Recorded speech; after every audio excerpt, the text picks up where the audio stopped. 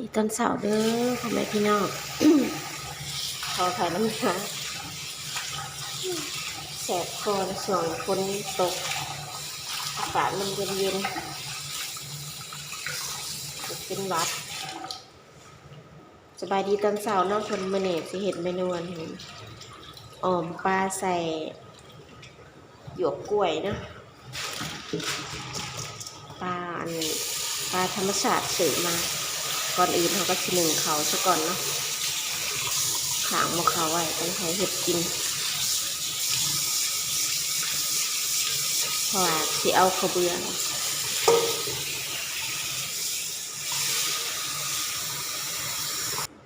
นี่ก่อนเขาสิไปขางหมกเขาเขาเอาข้าวเบื่อก่อนเนาะเอาใส่โคกไว้ก่อนแกงอันทางอันสารวัตรต้องใส่กระเบือเนาะทุกชนิดที่เขาแกงต้องใส่ถ้าบ่ใส่มันบ่เข้มข้นบ่แซ่บบ่นัวแต่ทางผักอื่นบ่ฮู้ว่าเขาใส่หรือบ่อันนี้ก็บ่ฮู้เนาะ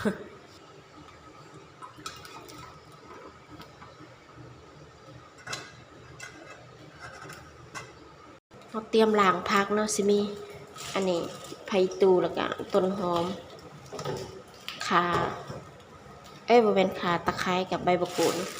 ส่วนอันนี้เป็นอันหยวกกล้วยที่เราซื้อเนาะ10 บาทแต่ว่าอาจสิแก่หน่อยนิดนึงแล้วแกะออกตัวแก่เนาะเอาไว้แกงต้นอ่อนลืมซื้อเอา2 อันเพราะว่ามันแก่หยาดบ่พอกินนะแต่ก็บ่เป็นหยังใส่พอแบบนัวๆ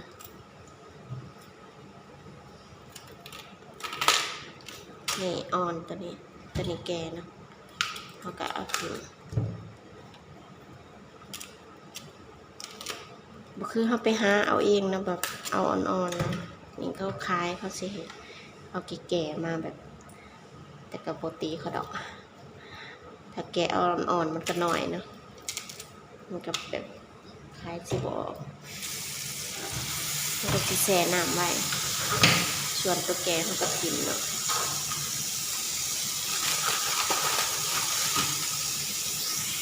ส่วนอันนี้เป็นปลาเนาะเขาอันเสาะเก็ดไว้แต่ยังบ่ทันเอาใส่มันออกเสาะเก็ดไว้แต่บ่คืนแค่ของปลายังเขาก็บ่ฮู้ดอกบ่ฮู้ซื่อเนาะแต่ว่า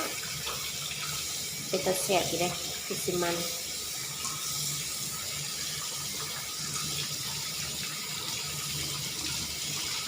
เหรอวะปลามันก็มันอยู่ดิ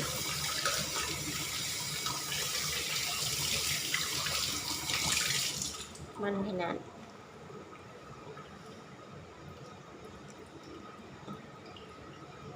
เอาใส่เอาขี้มันออกก็มันดีคือสิแซ่บอยู่ดูปลานี่แหละแต่ว่าบ่ฮู้ว่ามันกระดูกมันสิหลายบ่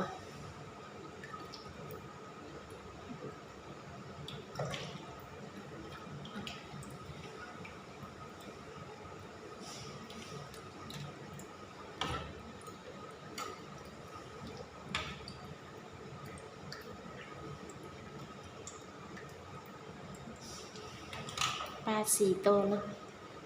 มีแต่ปลาแบบเดียวกัน3 ตัวแบบบ่คือกันตัวหนึ่งกับตัวน้อย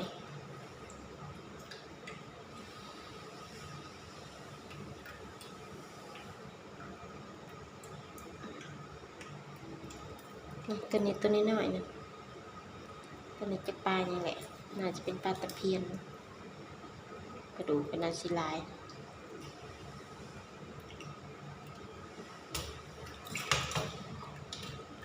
ก่อนเขาสแกงเขาก็สิตัด3 ตอนเนาะตัวไหนตัวใหญ่1 2มันเดี๋ยวล้างก่อนทำความสะอาดมันดีๆกัน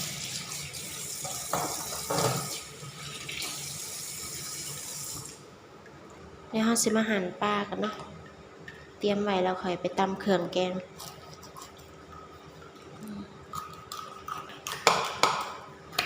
หั่นเป็น3 ท่อนตัวใหญ่ตัวหน่อย2 ท่อน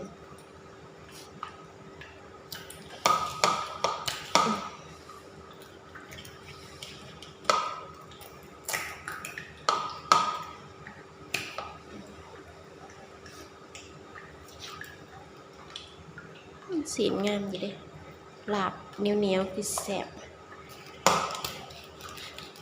ไปบัดหน้าทางเห็นอีกสิเอามาลาบเหนียวคือสิแซ่บเรียบร้อยเฮาหั่นปลาแล้วเฮาก็สิมาตำข้าวเบื่อกับบักพริกแห้งเนาะส่วนอันนี้เป็นนั่นใส่ตะไคร้ไปก่อนแล้วอันนี้พริกแห้งต่อไปล้างก่อนใส่พริกแห้งลงไปส่วนนี้หอมแดงนะซอยใส่ในนี้น้ำแล้วก็ใส่ในแกงน้ำเนาะบริตำเบิดพอมันหัวใหญ่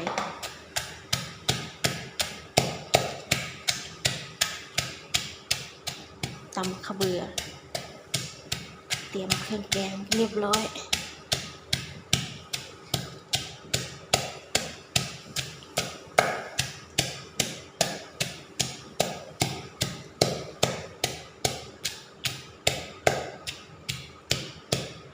ตำเครื่องแกงฮะแดดแล้วเนาะเดี๋ยวเราจะไปแกงลงไปนี่ได้เรียบร้อยนี่เราจะมาขังเครื่องแกงเนาะอันนี้ใบมะกรูดตะไคร้แล้วก็อันมะขามเปียกใส่ลงไปเลยแล้วก็หอมแดงที่เราเหลือไว้ใส่ลงไปตามด้วยเครื่องน้ำเนาะใส่น้ำลงไปอันนี้เครื่องแกงที่เราตำเนาะใส่ลงไปขาดบ่ได้คือน้ำก้นโคกเด้อน้ำทิม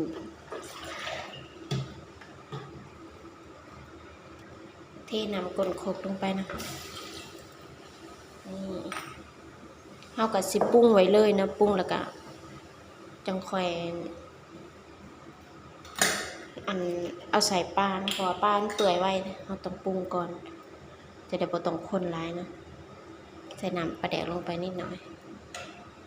บ่ได้ใส่หลาย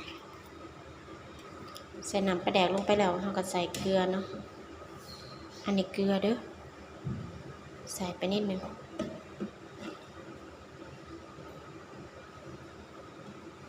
ตามด้วยผงชูรสใส่ประมาณนี้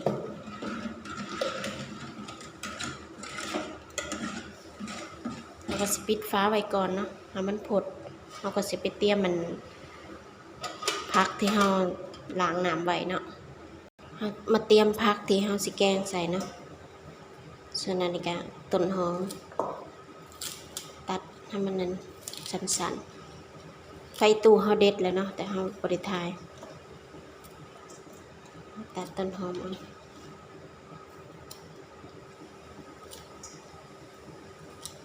ส่วนอันนี้หยวกกล้วยเนาะหยวกกล้วยเราก็ฟานเนี่ยสิ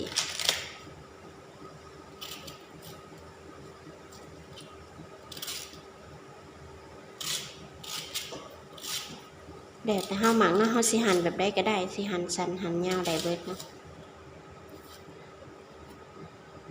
ส่วนใยของมันก็ออกน้ำนี่ดึงออกพร้อมจะได้แบบเวลากินมันสิแบบอันนี้มือแต่ว่าตัวอ่อนมันไม่ค่อยมีดอกจะได้แก่ๆเนี่ยจักหน่อยมันสิมีถ้าว่าเราไปเอาเองนะเอาอ่อนๆนะดีรอนะอ่อนก็คือบางนี่ส่วนที่เหลือเอาจะแก่จักหน่อยก็บอกเป็นอย่างนั้นเขาซื้อมานี่ต้องดึงใยมันออกนำเนาะแกงเขากับพดคักแล้วเขาก็สิเอาใส่หยวกกล้วยก่อนเนาะก่อนเอาลงสีนปลาเนาะเพราะปลามันสุกไวให้หยวกกล้วยเขาสุกก่อนใส่ส่วนผักอีตูกับอันแบ่งไว้ครึ่งหนึ่งแล้วอีกครึ่งหนึ่งก็เอาใส่น้ำกันเลยเพราะว่ามันนั่นแยกหยาใส่ไปโหลดบอกเป็นอย่างนะต้นหอม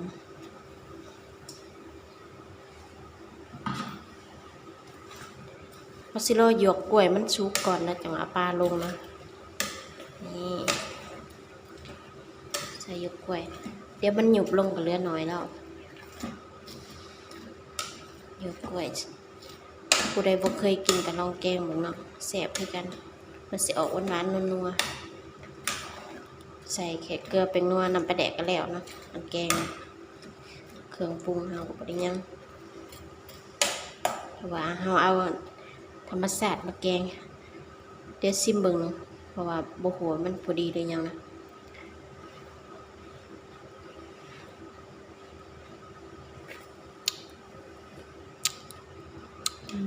พอดีแล้วเผื่อเอาใส่ปลาใส่หนังก็พอดีปิดไว้ก่อนเนาะทาหยวกกล้วยมันนั่นสุกแล้วค่อยเอาปลามาลง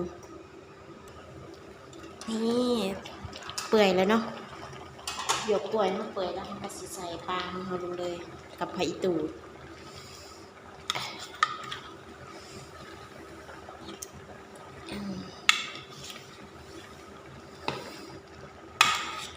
ใส่ลงไปเพราะว่ามันมีน้ำมันที่เราล้างปลาถ้าทีลงบัดเดียวมันสิข้าวตักเอาทีละหน่อยเอาก็ได้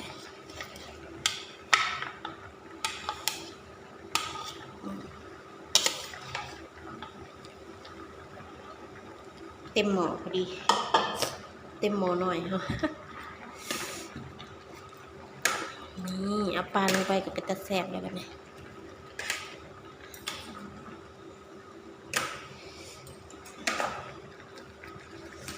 ปลาเนี่ยข้าวเดียวกับซุกเนาะบ่ได้ต้มดนหรอก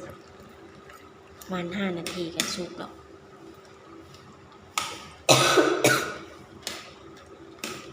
ปิดฟ้าไปก่อนเนาะเดี๋ยวมาเบิ่งอีกตอนมันสุก